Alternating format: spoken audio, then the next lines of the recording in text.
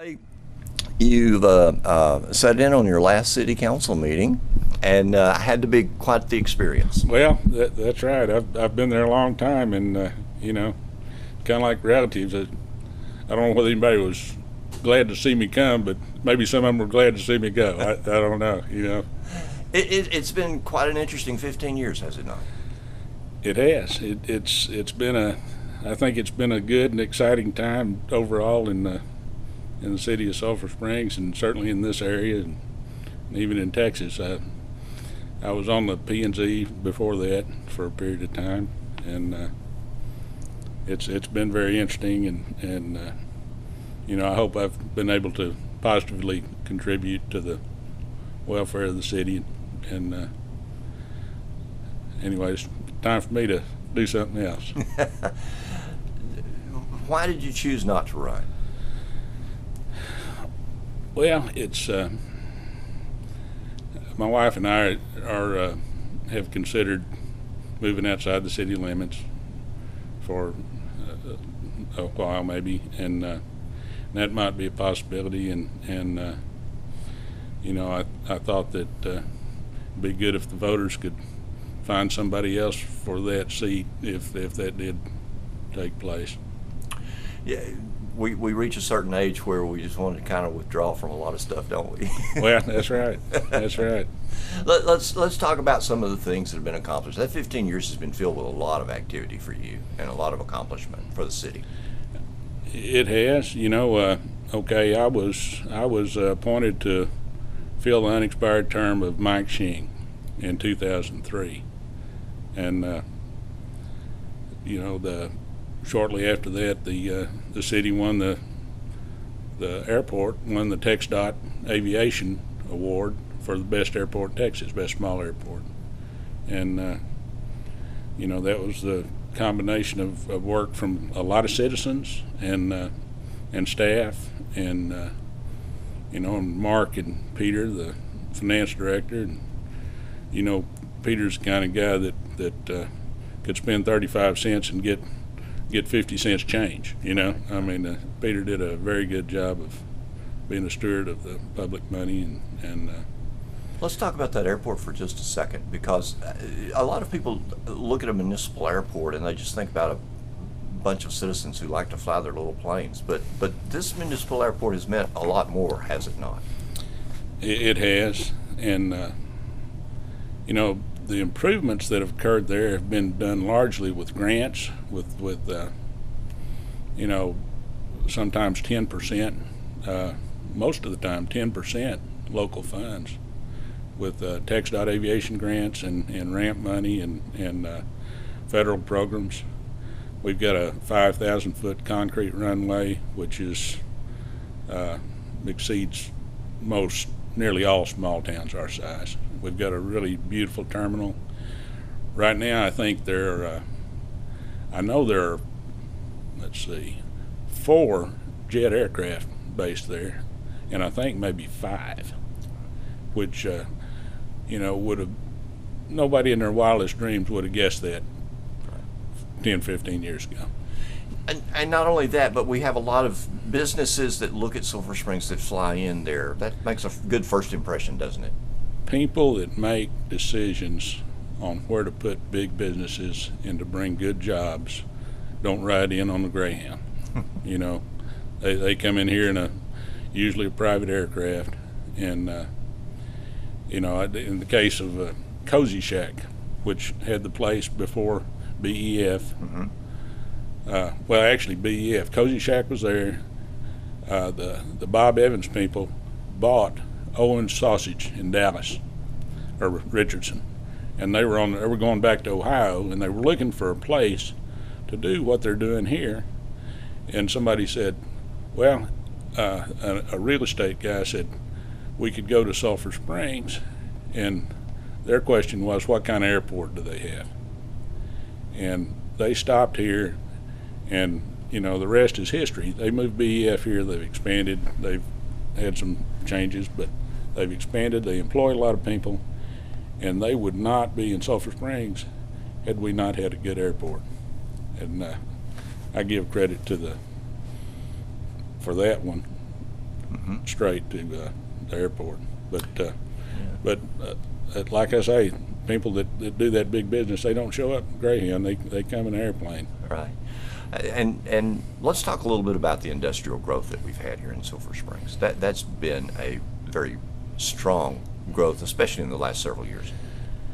Since 2005, with jobs in process that will be online real soon, we've had just somewhere short of 800 jobs that are good jobs that are far above the median wage with benefits, and as a result of EDC stuff. Okay, that's not other things that have come in here.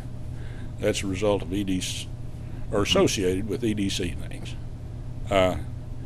And this kind of job allows us to keep our hospital.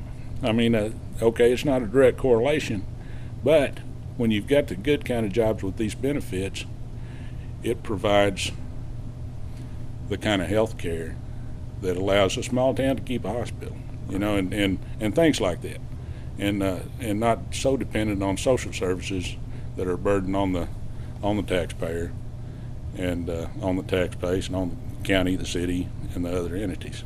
Right. And obviously EDC continues to find new business. They do. You know, there's been a lot of people from the West Coast moving to Texas for obvious reasons, tax reasons, usually availability of workforce, proximity to markets, centrally located, and we're right where that works well.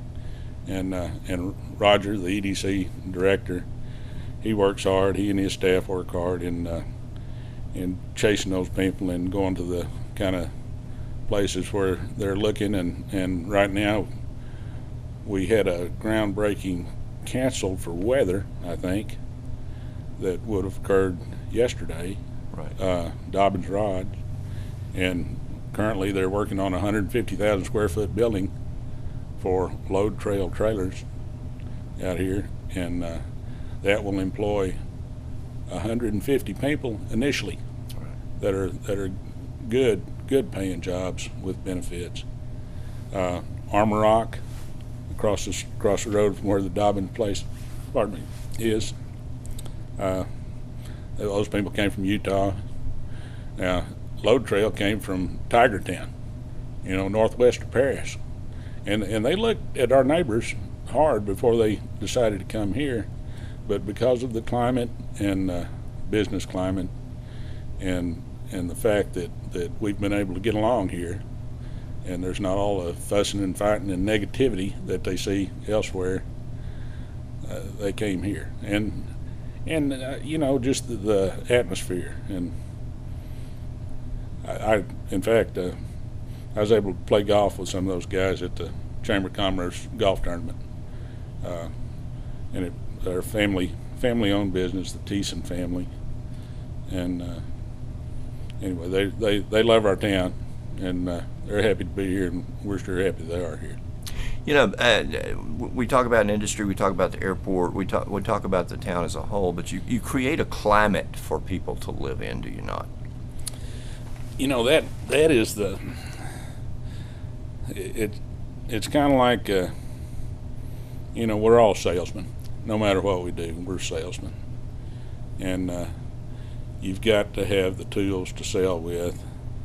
If a guy's selling equipment, for instance, and he drives up to our rental store and he's in a 56 Nash Rambler with a fender hanging off of it, we're not likely to buy any equipment from him. Right. You know, right. And that's kind of way with our town. We embarked on a downtown revitalization in 2007 that's funded by a TIF district, and it makes it more or less self-funding. Mm-hmm. And the city, one thing we have not done a good job in is messaging, and I don't know how to address that, but I'll be gone. But they need to find a way to address messaging. The TIF district, a revitalization district, they establish a boundary, and the tax base in that area is locked in, and forevermore, or until the bonds are paid off, the money from the base will go to the general fund. And now this is a paper thing, you know, but the money on the increase, the captured value, which now stands at $7 million in that area, goes to pay the indebtedness. And so it's kind of self-funding. Like I told somebody the other day, you don't buy anything from a guy's got holes in his shoes and dirty clothes on and missing a tooth, when he smiles at you.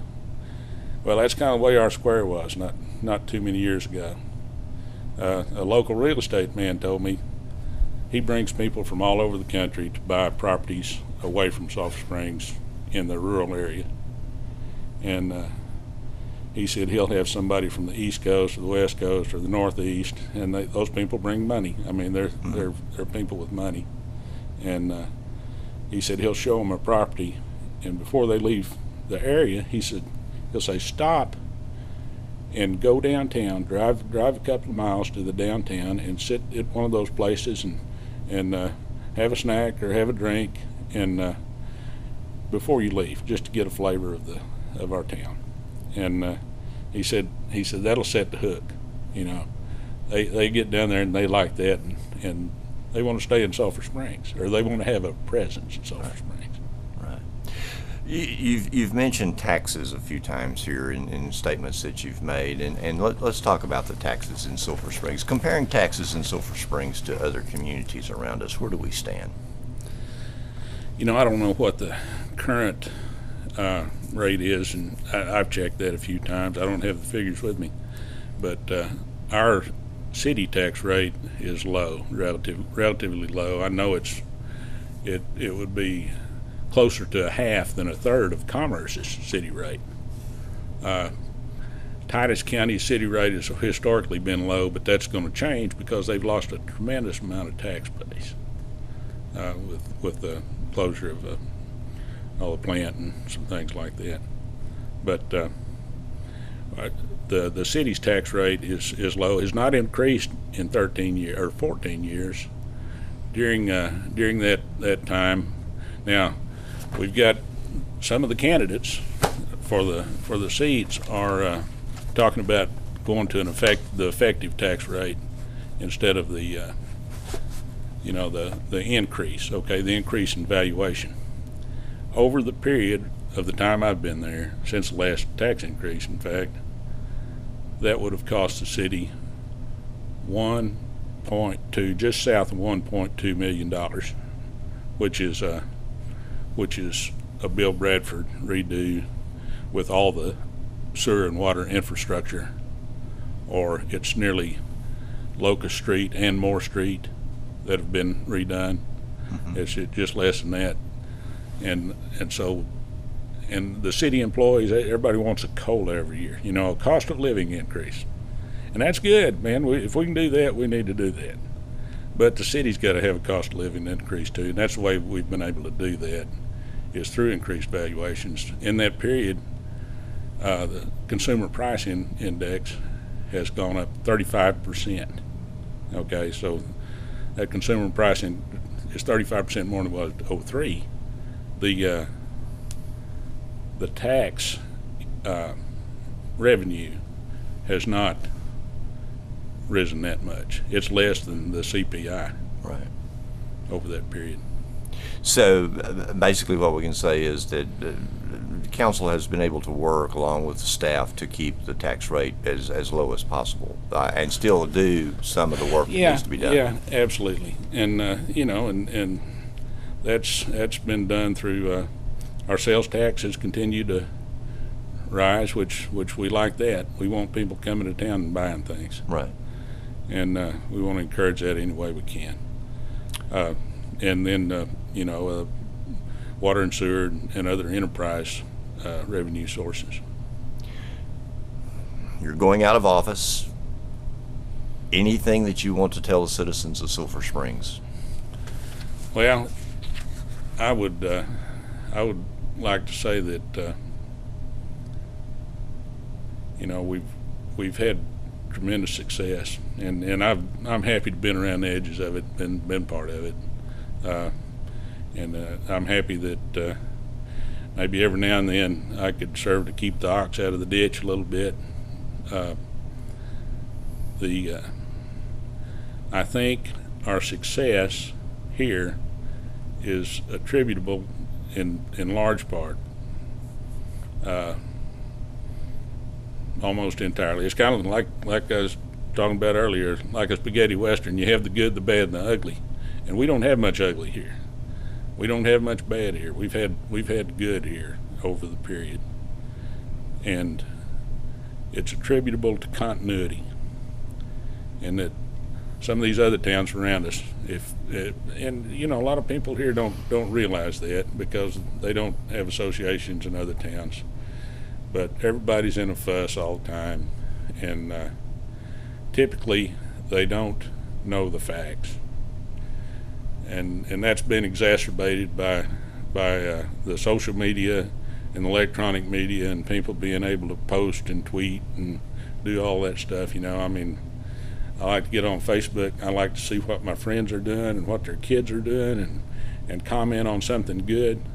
And then I read some of this salacious stuff. The horrible things have been said about me, but you read some of this salacious stuff, and it's not good. And some Facebook can be a wonderful thing, for instance, but it's kind of like an electronic public restroom wall in some cases.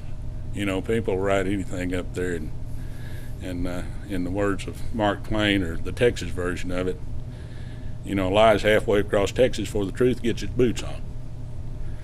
But I just like to say that to the people that continuity is a thing that's contributed to our success, and we've had a great deal of success, and we're on the cusp of some really good things. I'm on the Economic Development Commission as well.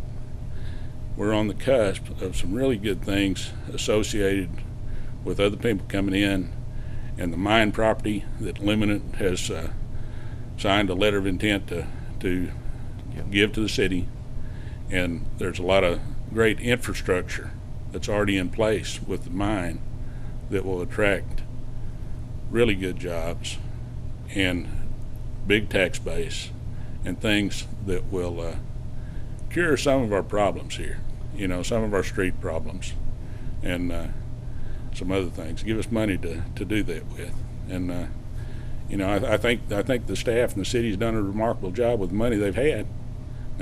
Not perfect. We're all human, but we've done a good job, and I would like to see continuity and not a bunch of negativity and fussing.